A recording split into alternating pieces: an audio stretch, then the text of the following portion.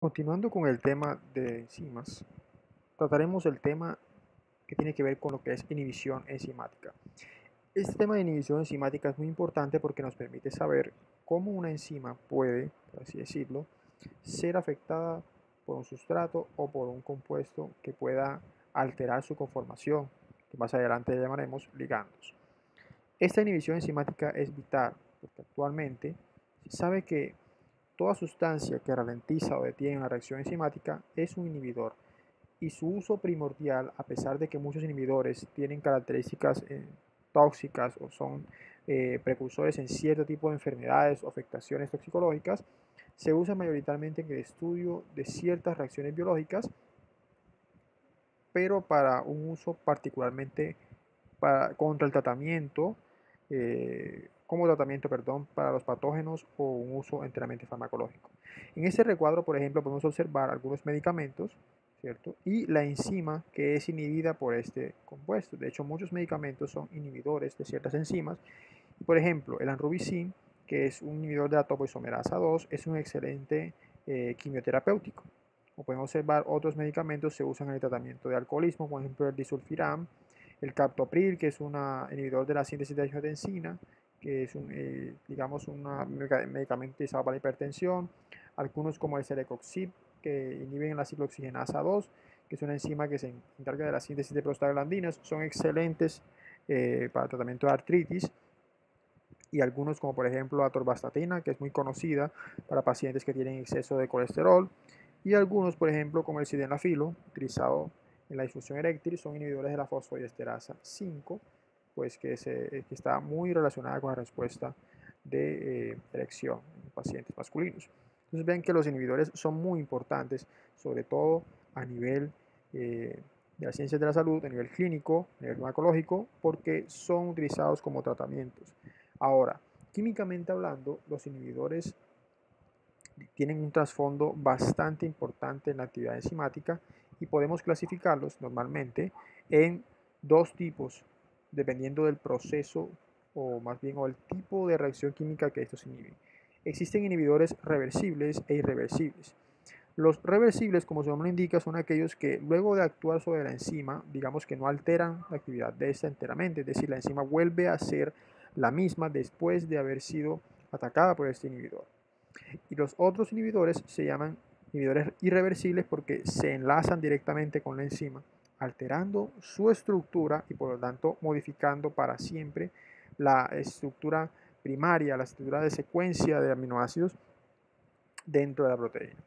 En los tipos de inhibición reversible existen pues básicamente tres grandes tipos que son los más conocidos, más importantes en bioquímica, que son la inhibición competitiva, inhibición no competitiva y un tipo particular de inhibición conocido como inhibición acompetitiva. Muchos libros de bioquímica no trabajan esta inhibición acompetitiva. Esta, esta teoría que voy a hablarles, por general la he complementado con varios textos de bioquímica y uno particular pues lo utilicé, que es la llama Bioquímica de Bohinsky, que es un libro un poquito antiguo, pero que habla particularmente de este tipo de inhibición, como quizás ningún otro libro lo puede hablar.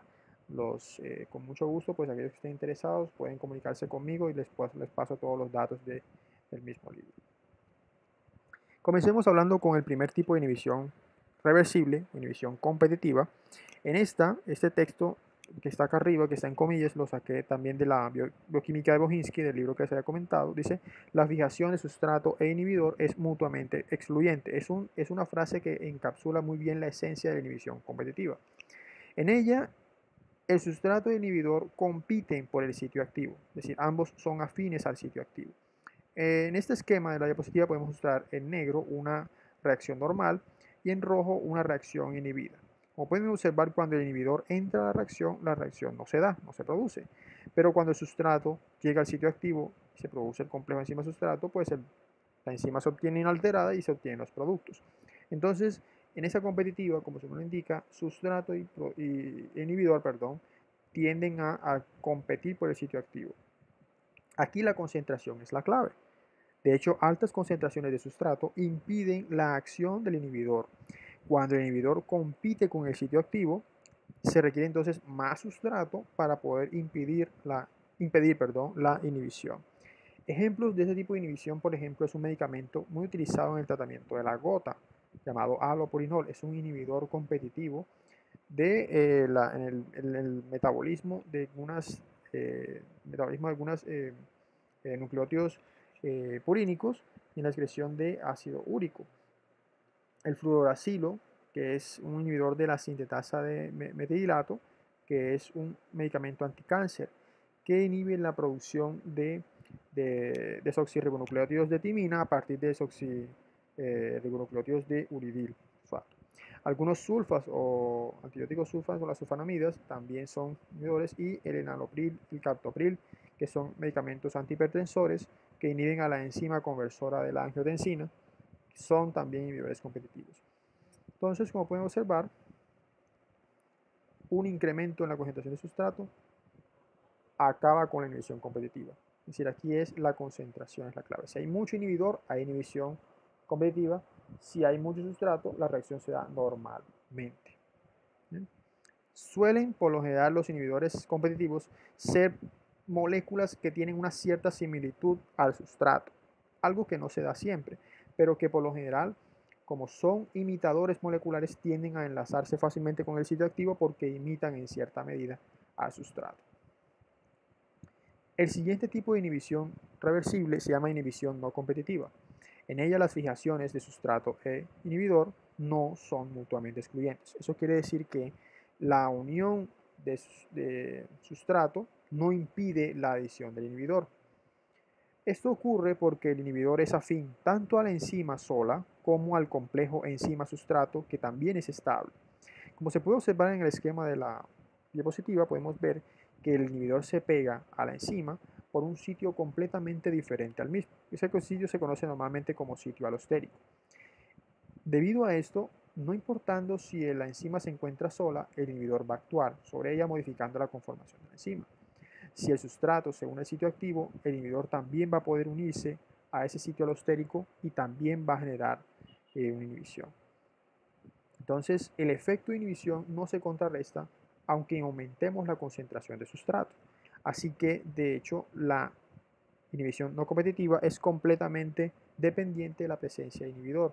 El sustrato no altera absolutamente nada. De hecho, los complejos enzima inhibidor y enzima sustrato inhibidor tienen una estabilidad mayor, por ende, como son tan afines ambos, tanto inhibidor por enzima o inhibidor con enzima sustrato, esto favorece la inhibición y por ende la presencia o ausencia de reacción.